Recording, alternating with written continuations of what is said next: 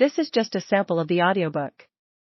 To get the complete audiobook, access the link posted in the first comment. In the early summer of 1980, President Carter was quietly confident about winning a second term. One Carter advantage was the media.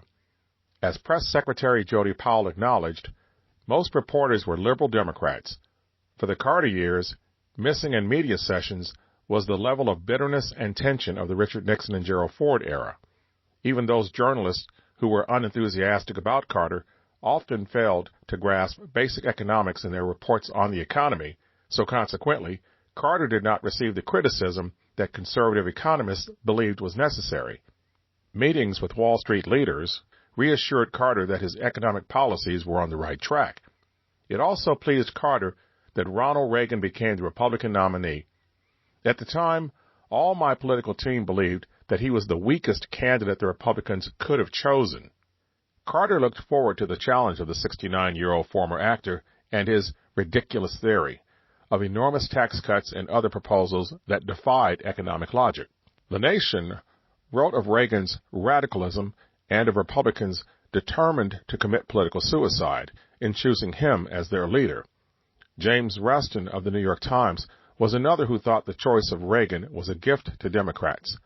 Seldom in the history of American politics has a party out of power shown so much generosity to a president in so much difficulty.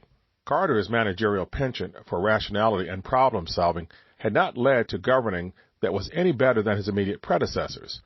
His technocratic approach, combined with unrealistic deadlines, failed to inspire confidence. Politicians with less enthusiasm for economic management bided their time. The 1978 midterm elections ushered in a more conservative Senate body, and by 1980, conservatism became a powerful force in American politics. Often intemperate with his language, economist William Simon described the modern Keynesian mindset as one that had experienced a drastic change since the FDR days. Today, our state is simply a redistributionist machine run amok. He said that the political curse of the era is a coercive egalitarianism that sought to level all people in the hope of creating a better humanitarian society. Even if this assessment of Keynesianism was unfair, the American people knew that Ronald Reagan's conservative version of smaller government offered a new path for them. As Carter declared at the Democratic Convention 3 months before the election, this election is a stark choice between two men, two parties, two sharply different pictures of America and the world. But it is more than that. It is a choice between two futures.